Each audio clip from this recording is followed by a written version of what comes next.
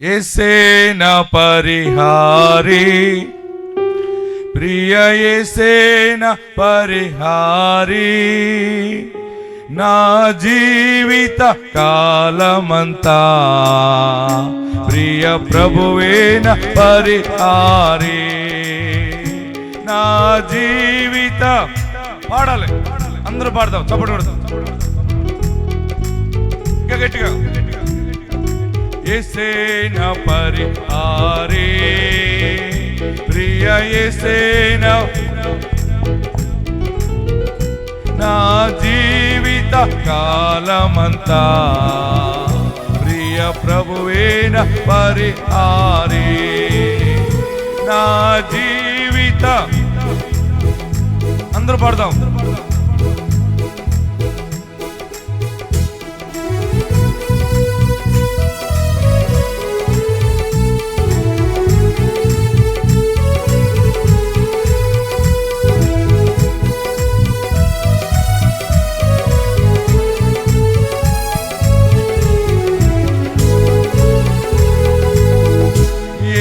కష్టాలు కలిగినను నన్ను కృంగించే బాధలెన్నో,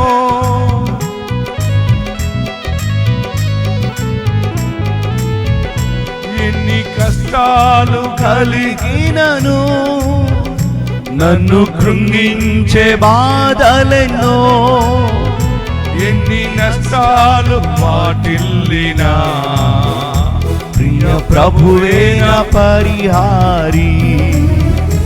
ఎన్ని నష్టాలు వాటిల్లినా ప్రియ ప్రభువే నా పరిహారి.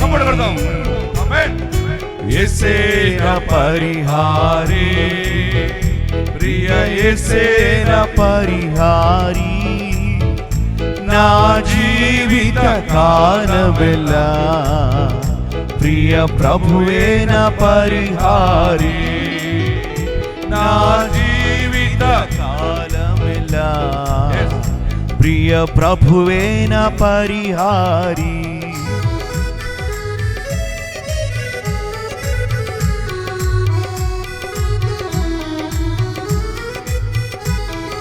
నన్ను సాతాను వెంబడించిన, నన్ను శత్రువు ఎదిరించిన,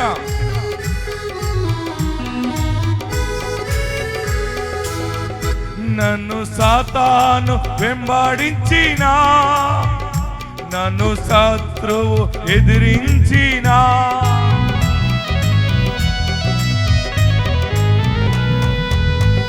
నన్ను సాతాను వెంబడించిన, నన్ను శత్రువు ఎదిరించిన, పలు నిందలు నన్ను చుట్టిన ప్రియ ప్రభువే నా పరిహారి. పలు నిందలు నన్ను చుట్టిన ప్రియ ప్రభువే నా పరిహారి. యేసే నా పరిహారి, ప్రియ యేసే నా పరిహారి, నా జీవిత కాలమెల్లా ప్రియ ప్రభువే నా పరిహారి. నా జీవిత కాలమెల్లా ప్రియ ప్రభువే నా పరిహారి. హల్లెలూయా, గట్టిగా హల్లెలూయా చెబుదాం. ప్రియులరా, యేసయ్య ఎన్నో గొప్ప కార్యాలు మన జీవితంలో జరిగిస్తూ ఉన్నారు. వాక్య భాగంలోకి వెళ్దాం. మరి ఇన్ని సాక్ష్యాల తర్వాత చూద్దాం. జీవముల దేవుని సన్నిధానంలో యోనా గ్రంథం 2వ అధ్యాయము 1వ వచనం దగ్గర నుంచి చదువుదాం. యోనా అనేటువంటి మనుషుడు ఒకడు మనకు కనబడుతూ ఉన్నాడు. అందరూ బైబిల్ ఉన్నవారు తెరవండి, మైక్ తీసుకుని ఈ వాక్యాన్ని మనం చదువుదాం. యోనా అనేటువంటి పెద్ద మనిషి ఉన్నాడు, ఆయన దైవజనుడు. చదువమ్మా. మత్స్యము కడుపులో నుండి. ఏ కడుపులో నుండి? మత్స్యము. అందరు చెప్పాలి. మత్స్యం అంటే ఏంటి? చేప కడుపులో నుండి యోనా యెహోవాను ఇలాగు ప్రార్థించెను. యోనా యెహోవాను ఇలాగు ప్రార్థించెను. నేను ఉపద్రవములో ఉండి యెహోవాకు మనవి చేయగా ఆయన నాకు ప్రత్యుత్తరం ఇచ్చెను. పాతాళ గర్భములో నుండి నేను కేకలు వేయగా నీవు నా ప్రార్థన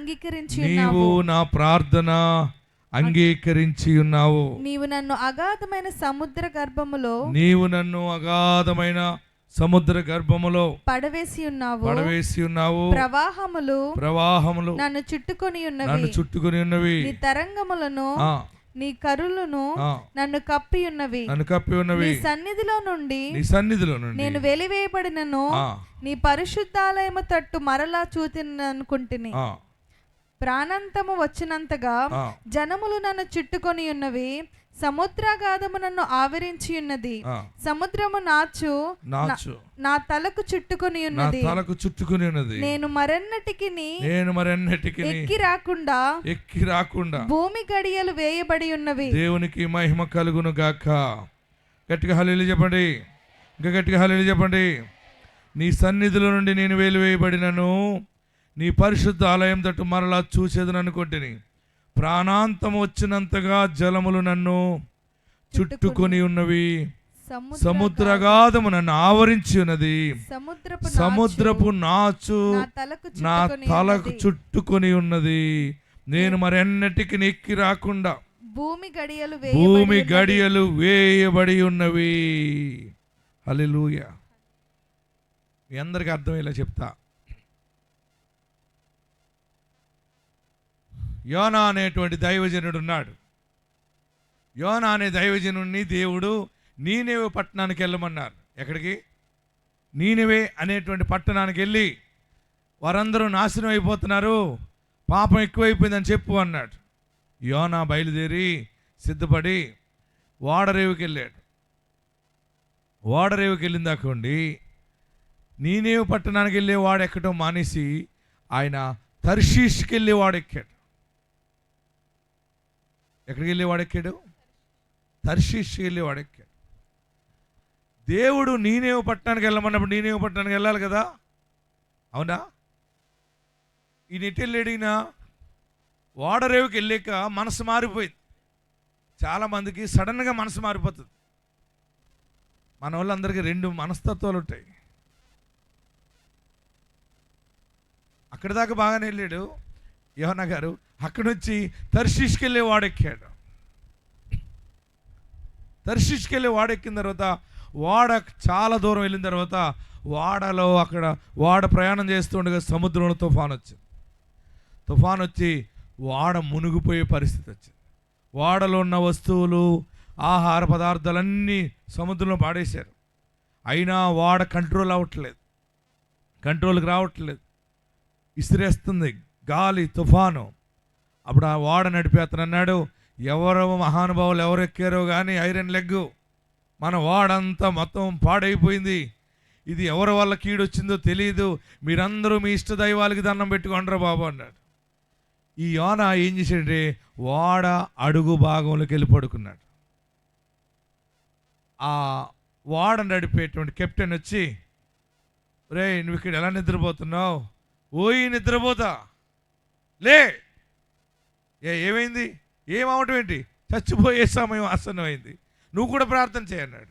అప్పుడు యోనాకు అర్థమైపోయింది, ఇదిగో మీరందరూ కంగారు పడకండి, ఇదంతటికి కారకుడిని నేను ఇలాగ నన్ను నీనేవుకి వెళ్ళమన్నాడు దేవుడు.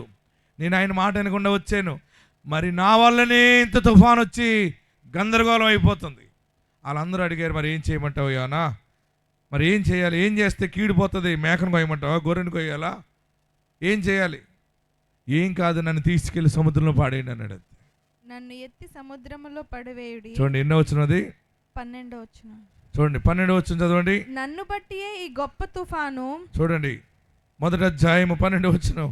నన్ను బట్టియే ఈ గొప్ప తుఫాను మీ మీదకి వచ్చినని నాకు తెలిసి ఉన్నది. నన్ను ఎత్తి సముద్రములో పడవేయుడి. అందరూ చదవాలి, 3 అంకులు చదవండి. స్టడీ 1 2 3.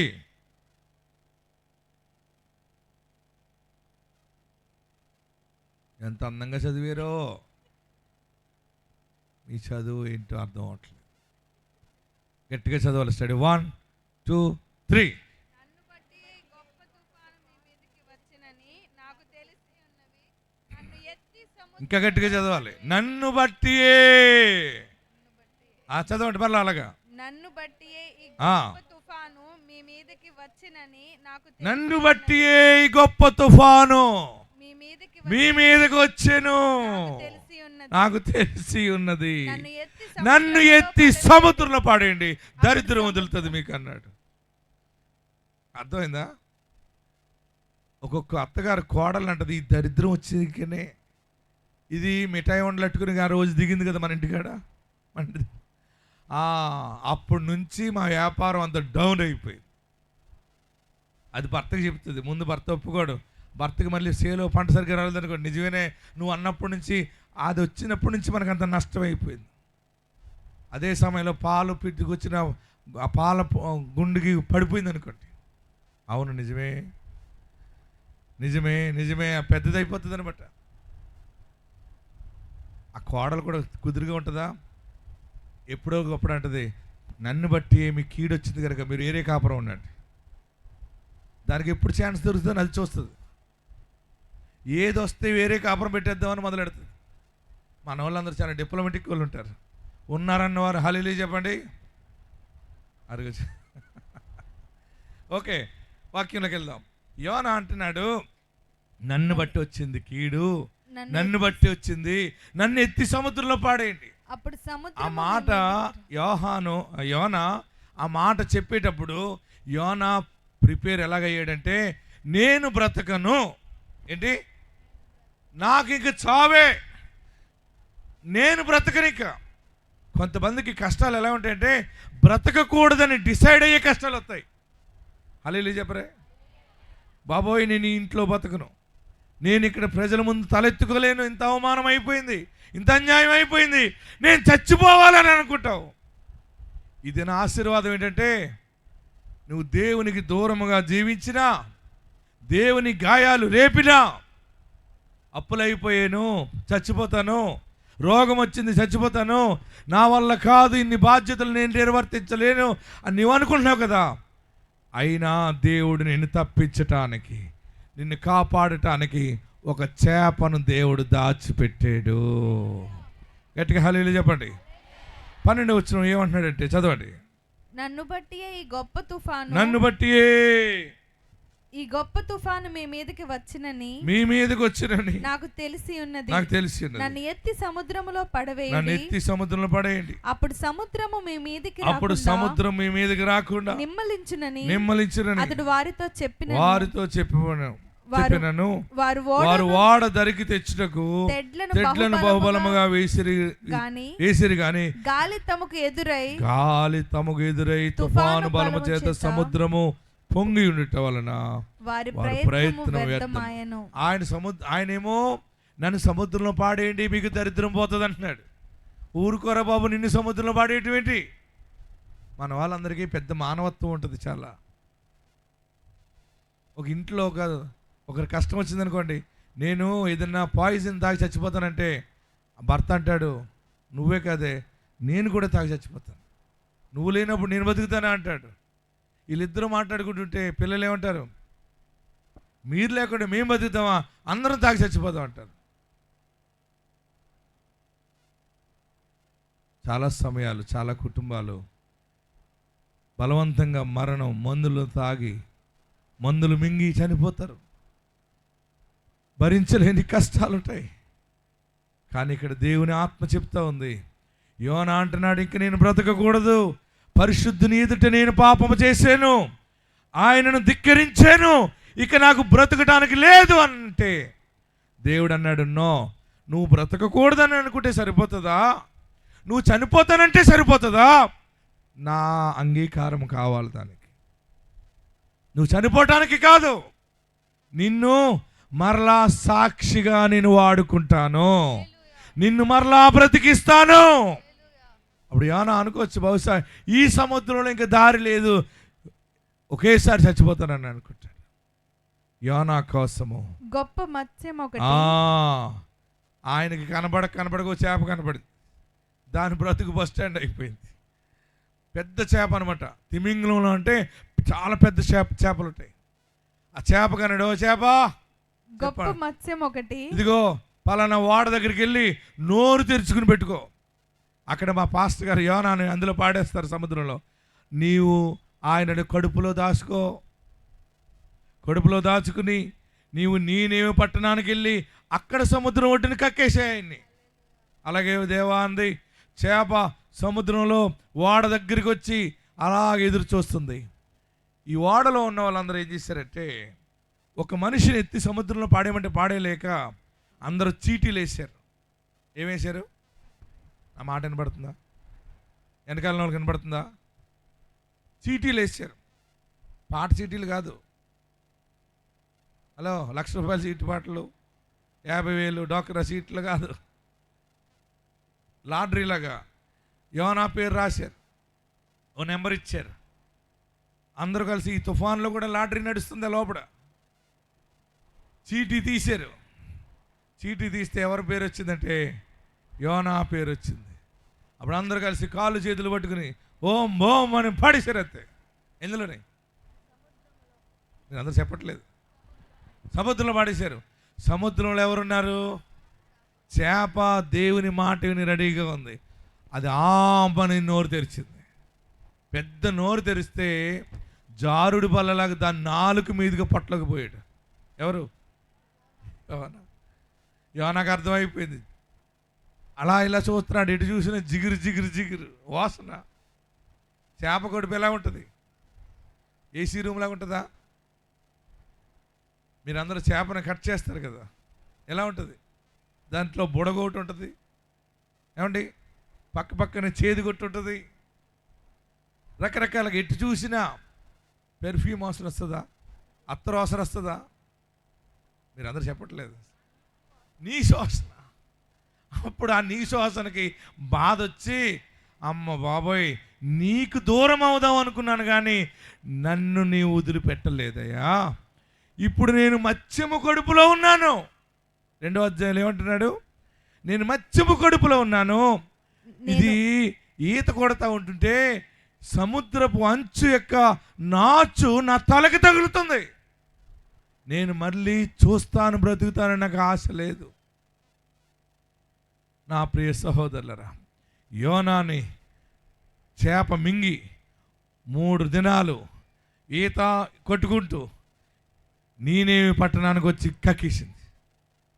3 రోజులు చేప కడుపులో ఉండి బయటడితే ఎలా ఉంటాడు చెప్పరే? అప్పుడే డెలివరీ అయిన బిడ్డకి శిశువు ఎలా ఉంటాడు? ఆ శిశువు నర్సు ఎంత కడుగుతుంది? ఇదంతా సముద్రంలోకి వెళ్ళి కడుక్కున్నాడు. చి చి చి చి ఇంత నీసుకొంప ఎందుకు వచ్చింది యోనాకి? మీరు చెప్పాలి. ఆయన ఏం చెప్పాడు? ఒరే, ఈ వాడెక్కి మంచిగా బట్టలు వేసుకుని అత్తరు రాసుకుని నేనేమికి వెళ్ళమన్నాడు. ఇలాగెళ్తే ప్రయాణము చాలా సాఫీగా వెళ్ళిపోయినా అందంగానే. నేను అలాగెళ్ళను అన్నాడు. నా ఇష్టం వచ్చినట్టు వెళ్తానన్నాడు. మనందరికీ నీ శోషణ అనే కంపెనీ శోధనలు ఎందుకు వస్తాయంటే మన సొంత ఆలోచనలు తీసుకుని వెళ్తుంటాం. మనము దేవుని ఆలోచన తీసుకుని వెళ్తే చక్కగా నీ ప్రయాణము సాగుతుంది. హల్లెలూయా చెప్పండి. అప్పులనే నీ శోషణ, రోగమనే నీ శోషణ, ఎముకలలో జిగురు అరిగిపోయిందని నీ శోషణ, పిల్లవాడు చదవట్లేదు నీ శోషణ, నా మాట వినట్లేదు బిడ్డ, ఆ మాట వినట్లేదు, మాకు ఇల్లు లేదు, ఆది లేదు, బాధ, శోధనలన్నీ ఏంటంటే మనము దేవుని చిత్తానికి లోబడకపోతే మరలా మనం చంపేయడు, అలాగని దూరం చేయడు, నిన్ను నన్ను చేప కడుపులో పెట్టి మెత్తేస్తాడనమాట. నువ్వు అనుకుంటావు మనం అందరం కూడా కష్టాల నుంచి బయటపడిపోవాలని రోజు ప్రయత్నిస్తాం కానీ రావు మనం. ఎందుకంటే మనం కొన్ని తప్పిదాలు చేసాం, కొన్ని దేవునికి విరోధంగా మాట్లాడినవి ఉంటాయి. వీటన్నిటిని బట్టి దేవుడు చెప్పిన మాట మనం వినకపోతే మనం చేప కడుపులోకి వెళ్తాం. ఈరోజు మీరందరూ, మనమందరం ఎక్కడున్నామో తెలుసా? చెప్పాలి, అందరూ చెప్పాలి. మీరు మీ బెడ్రూమ్ అంత అందంగా ఉన్నా, ఏసీ ఉన్నా, మంచి బెడ్ ఉన్నా, పులస కూరున్నా, నీ మనసులో శాంతి లేదు చూసావా, అది చేప కడుపులో స్థితి. ఆమేన్. గట్టిగా హల్లెలూయా చెప్పరే, ఇంకా గట్టిగా హల్లెలూయా చెప్పరే. యోనా మత్స్యపు కడుపులో ఉండి ప్రార్థిస్తున్నాడు, దేవా నా మొరాలకిచ్చు. ఈరోజు శ్రమలలో, బాధలలో, దుఃఖములో ఉన్నవారులారా, మరలా యేసు నామములో ప్రార్థించడం మొదలు పెట్టండి. సమయం ఆసన్నమైంది. మరలా నీవు నీనెవే పట్టణములో అడుగు పెడతావు. యోనాని చేప నీనెవే పట్టణములో కక్కింది. ఆయన కడుక్కుని మళ్ళీ రెడీ ఫ్రెష్ అయిపోయిన తర్వాత ప్రార్థన చేసుకుని ప్రారంభించాడు. ఓ నీనెవే పట్టణస్థులారా, ఓ రాజకుమారుడా, ఓ మంత్రివర్గమా, ఓ సమాజములారా, జనములారా, దేవుని ఉగ్రత రాబోతోంది, మార్పు చెందండి అని సువార్త చెప్పాడు ఆయన. ఈ యోనా మాట ఆ నీనెవే పట్టణస్థులు, ఆ రాజ్యమును పాలించే రాజు కూడా గౌరవించి అందరూ కూడా గోని బట్ట కట్టుకుని ప్రార్థించడం మొదలుపెట్టారు. ఆ మనుషుడు చేసిన సువార్త ద్వారా ఆ పట్టణమంతా కూడా యెహోవా నామములో ప్రార్థించగా వారికి కీడు రాకుండా ఆగిపోయింది. దేవునికి మహిమ కలుగును గాక. గట్టిగా హల్లెలూయా చెప్పండి, ఇంకా హల్లెలూయా చెప్పండి. ఆయన వెళ్ళను అన్నాడు, వారు నా మాట వినరు అన్నాడు. ఎక్కడికి వెళ్ళను, ఎక్కడ చెయ్యను, ఏది విసర్జిస్తావో అక్కడే మూలకు తలరాయిగా దేవుడు నిన్ను ఒక సాక్షిగా నిలబెట్టబోతా ఉన్నాడు. నమ్మిన వారు చప్పట్లు కొట్టి ప్రభువును స్తుతించాలి. ఈ దినము, ఈరోజు చేప కడుపులో నుండి బయటపడే దినం ఇది. ఆమేనని చెప్పలే. ఇంకా కడుపులో ఉండాలనుకుంటున్నారా? వద్దు బాబోయ్, చేప కడుపు వద్దు బాబోయ్ అన్న వాళ్ళు గట్టిగా హల్లెలూయా చెప్పండి. నీకు నీవు ఊరేసుకుని చచ్చిపోవాలన్నప్పుడు దేవుడు కాపాడింది. ఎందుకంటే నీకు నీవు యాక్సిడెంట్లో చనిపోవాలనుకున్నప్పుడు తప్పించింది. ఎందుకంటే మరణము నుండి నిన్ను దేవుడు తప్పించింది. ఎందుకంటే నిన్ను ఒక సాక్షిగా ఆయన నిలబెట్టబోతా ఉన్నాడు. మరలా నీ స్వజనంలో నిలబడబోతా ఉన్నావు. మరలా నీ బంధువుల ఎదుట నిలబడబోతున్నావు. యేసు సాక్షిగా నిలబడబోతా ఉన్నావు. శ్రమలో నుండి మరలా తప్పించాడు, నిన్ను నాశనము చేయడైనా. యోనా అన్నాడు, నన్ను సముద్రంలో పాడేయండి అన్నాడు. కానీ వారు పాడేశారు, కానీ దేవుడు అతనికి మరణాన్ని అప్పగించలేదు. దేవుని చేతిలోనే ఉన్నాడు యోనా. ఆమేన్. ఈరోజు నీ కుటుంబానికి వచ్చిన కష్టాలు, బాధలు, రోగాలు, సమస్యలకి బ్రతకకూడదని అనుకున్నావు, కానీ అయినా నీవు బ్రతుకుతున్నావంటే దేవుడు నీ కొరకు ఒక మత్స్యమును ఏర్పరిచాడు. మత్స్యములో బువ్వ దొరుకుతుంది. మీరు మంచి భోజనం తింటారు, ఊపిరాడుతుంది, పండుకుంటారు, కానీ మనశ్శాంతి ఉండదు. అప్పులుంటాయి, బ్రతకకూడని కష్టాలే. అయినా రోజు నువ్వు బ్రతుకుతున్నావంటే నీవు మత్స్యము కడుపులో ఉండటానికి దేవుడు ఆజ్ఞ ఇచ్చాడు. అయితే శుభవార్త ఏంటంటే, ఈ తైలాభిషేక దినం రోజున శుభవార్త ఏంటంటే, నీవు మత్స్యము కడుపు నుండి నీనెవే నేల మీద అడుగు పెట్టబోతున్నావు. నీవు దేవుని సాక్షిగా వాడబడబోతున్నావు. ప్రతి చోట ఆయన సాక్షిగా ఉంటావు. ప్రతి చోట నీ సాక్షిగా ప్రభువా నేను నాట్లో. ప్రతి చోట నీ ప్రభువా నేను నాట్లో. ఆత్మాభిషేకం నిమ్ము, ఆత్మీయ రూపుణ ఆత్మాభి పాడాలి. ప్రియ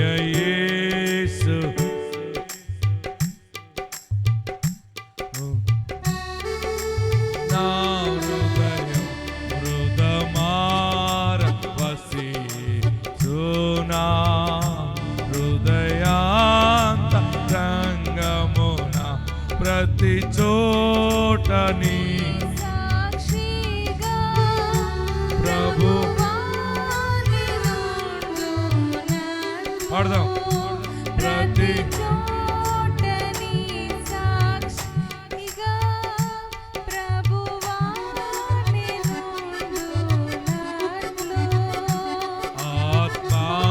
ఆత్మాభిషేకము నిమ్మో ఆత్మీయ రూపున ఆత్మాభిషేకము నిమ్మో ఆత్మీయ రూపున. హల్లెలూయా. గట్టిగా హల్లెలూయా చెప్పండి. మీది ఎంతవరకు మీ పాత రోజులు అయిపోయినాయి అంటే ఏ నిర్ణయం తీసుకోవాలో ఆ నిర్ణయం నువ్వు తీసుకోలేదు. ఎప్పుడు మంచి నిర్ణయం తీసుకోవాలో అప్పుడు తీసుకోలేదు కనుక లైన్ మారిపోయింది, తప్పిపోయింది. అయినా చనిపోవాలనుకున్నావు, దేవుడు చేప కడుపులో నిన్ను దాచాడు, శ్రమలలో నిన్ను దాస్తున్నాడు, ఎటువంటి పరిస్థితులైనా నిన్ను కాపాడుతూ ఉన్నాడు. ఈరోజు గొప్ప విడుదల ఏంటంటే నీనేమి పట్టణం దగ్గరికి వచ్చి చేప యోనాను కక్కింది. ఆయన బయటపడి స్నానం చేసి చక్కగా రెడీ అయ్యి సేవ ప్రారంభించాడు. దేవుని చిత్తాన్ని నెరవేర్చడం ప్రారంభించాడు. ఈరోజు మీరు దేవుని చిత్తం నెరవేర్చే దినముగా ప్రతిష్ఠ అవుతున్నారు. ఇక మీ జీవితంలో కంపు దినాలు పోయినాయి, దుర్వాస దినాలు పోయినాయి. ఇక సువాసనతో శుభవార్త ప్రకటిస్తావు, సువాసనతోనే యేసు సాక్ష్యాన్ని ప్రకటిస్తావు. ప్రతి చోట దేవుని బిడ్డగా ఉంటావు. ఆత్మాభిషేకం మీ మీద ఉండును గాక. అందరు తలలు వంచండి, అందరు లేచి నిలబెడదాం. ఎక్కడున్న వారు అక్కడ లేచి నిలబడి, ప్రభువా నా కంపు దినాలు ఎప్పుడు ముగుస్తాయి, ఎప్పుడు భర్త తాగుడు మానేస్తాడా అని ఏడ్చాను. ఈరోజు నువ్వు ప్రకటించావు, బిడ్డ ఎప్పుడు మారుతాడు, కుమార్తె ఎప్పుడు మారుతుంది, నాకు శాంతి లేదు దేవా అని ఏడుస్తున్నావు కదా. దేవుడు ప్రకటించాడు. ఎక్కడున్న వారు అక్కడ లేచి నిలబడి రెండు చేతులు ఆకాశం వైపు ఎత్తి, రెండు చేతులు ఆకాశం వైపు చాపి, నా పాపాలు క్షమించు, నీ మాట నేను వినలేదు, నీకు నేను దూరముగా జీవించాను బాబు, నన్ను క్షమించు, నన్ను పరిశుద్ధపరచు, నీవు నాకు దేవుడిగా ఉండాలి. చేప కడుపులోకి వెళ్ళాను నేను, నా సొంత ఆలోచనతో నేను వ్యాపారం చేసి పాడైపోయాను, సొంత ఆలోచనతో కుటుంబాన్ని పాడు చేసుకున్నాను అనుకుంటున్నావా? దేవుడు మరలా ఆయన చిత్తానికి నిన్ను నడిపించబోతున్నాడు. బ్రతికించాడు అందుకే, తప్పించాడు అందుకే ఆయన సాక్షిగా ఉండబోతున్నావు. అందరు రెండు చేతులు తలపైన పెట్టుకోండి. నన్ను ఆశీర్వదించు, నన్ను దీవించు బాబు. హల్లెలూయా. ఈ నీ సువాసన, ఈ కంపు దినాలు నాకు వద్దు. నీ మాట వింటే ఈ కంపు రాకపోను, నీ రక్షణ నాకుంటే ఈ దుర్వాసన నాకు రాకపోను బాబు. నీ సాక్షిగా ఉంటాను, స్తోత్రం, నీ సాక్షిగా ఉంటాను. స్తోత్రం. నా పాపాలు క్షమించు. అందరూ అడగండి, యేసయ్యా నా పాపం క్షమించు, నన్ను పరిశుద్ధపరచు బాబు. yes అందరూ అడగండి, దేవా నన్ను బాగుచ్చి, నీ దైవ సన్నిధి నాకు దయచేయి, నా కన్నీళ్లను ముత్యాలుగా మార్చు.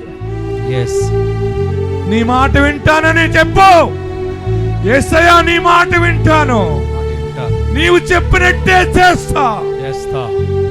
నా ఇంటికి రక్షణ దయచి, yes నా జీవితంలో శాంతిని దయచి, నా వ్యాపారాన్ని దీవించి, నా చేతి పనిని దీవించు.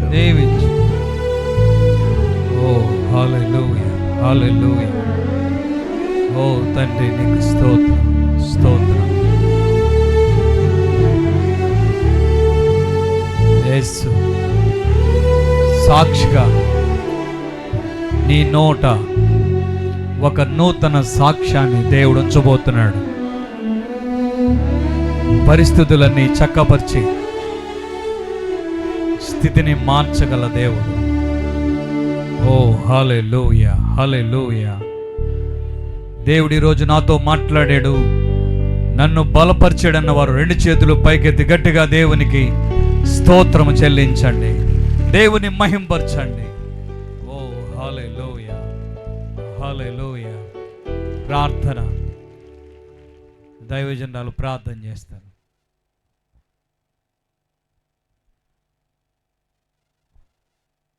ప్రార్థన చేసుకుందాం. సర్వశక్తిమంతుడైన మా దేవ, సర్వోన్నతుడా, పరిశుద్ధుడైన మా దేవ, ఆకాశమందు ఆసీనుడైన వాడా, నీకే స్తోత్రములు చెల్లిస్తున్నాం నాయనా. గడిచిన సంవత్సరము, నెలలు, వారములు, రోజులు, గంటలు, నిమిషములు, సెకండ్లు నీ బలిష్టమైన లెక్కల చాటుని కాపాడి అయ్యా ఈ దినము నీ పాద సన్నిధిలో ప్రార్థించడానికి మరొక సమయమును మాకు అనుగ్రహించినందుకే నీకు వందనాలు, స్తోత్రములు చెల్లిస్తున్నాం నాయనా. ప్రార్థన చేసి ప్రారంభించిన రీతిగా పాటల ద్వారా, ఆరాధన ద్వారా నీ నామానికి మహిమ తెచ్చుకున్నందుకే నీకు వందనాలు ప్రభు. వాక్యం ద్వారా మీరు మాతో మాట్లాడినందుకే నీకు వందనాలు. నీ దాసుని సెలువు చాటను మరుగుపరిచి ఏడంతల ఆత్మశక్తిని అనుగ్రహించి వారి ముఖాంతంలోని మా అందరితో మాట్లాడినందుకే నీకు వందనాలు. ఈ దినము యోనా నిమిత్తము, యోనా గురించి మాతో మాట్లాడి మమ్మల్ని బలపరిచిన గొప్ప దేవుడు అయ్యా. మేము నీకు విరోధంగా ఏదైనా పాపం చేస్తూ దూరమైనా నువ్వు క్షమించి మళ్ళీ నీ బిడ్డలుగా స్వీకరించి నీ బలమైన సాక్షి స్తంభములుగా వాడుకునేటట్లు చేస్తానని వాగ్దానం చేసావు. ఆ వాగ్దానమును మా అందరి పట్ల నెరవేర్చండి. బిడ్డలు ఎంతో ఆసక్తిగా నీ సన్నిధికి వచ్చిన్నారు. నీకు దూరం అయిపోయినప్పుడు ప్రభు మళ్ళీ నువ్వు చెంతకు చేర్చుకుని నీ బిడ్డలుగా హక్కుని చేర్చుకుని వారిని స్వీకరించినందుకే నీకు వందనాలు అయ్యా. నీ సన్నిధికి వచ్చి ఏదైతే మనవి చేస్తున్నారో వారి మనవులన్నీ మీరు ఆలకించండి. నా యుద్ధకు నుండి నేను మీ యొద్దకు వస్తానని సెలవిస్తున్నావు. నీ వద్దకు వచ్చి నీ సన్నిధిలో మనవి చేసిన ప్రతి ప్రార్థన మీరు ఆలకించి జవాబుతో, విడుదలతో, అభిషేకంతో తిరిగి వారి గృహాలకు వెళ్ళుటకు సహాయం అనుగ్రహించండి. వాక్యం ద్వారా మాతో మాట్లాడి మమ్మల్ని బలపరిచినందుకే నీకు వందనాలు. వచ్చిన ప్రత్యేక బిడ్డని నీ పరిశుద్ధాత్మ అభిషేకంతో నింపండి.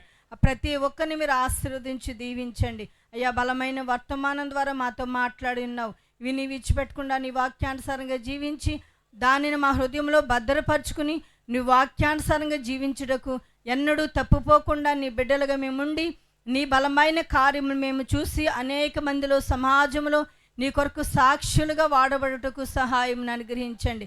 ఇంతవరకు జరిగిన ప్రభు కూడుకు ఘనముగా జరిగించున్నావు. సాక్ష్యాల్లో, సమర్పణలో, తైలాభిషేక ఆరాధనలో, ముగింపు ప్రార్థనలో సమస్తములో మీ సహాయం అనుగ్రహించండి అయ్యా. ప్రారంభం నుండి ముగింపు వరకు నీ ఆత్మ స్వాధీనం నీ కూడుకు జరిగించి నీ నామానికి మహిమ, ఘనత, ప్రభావములు తెచ్చుకోమని వచ్చిన ప్రత్యేక బిడ్డని దీవించి ఆశీర్వదించి అభిషేకించమని యేసు నామమున అడుగుచున్నాం తండ్రి, ఆమేన్.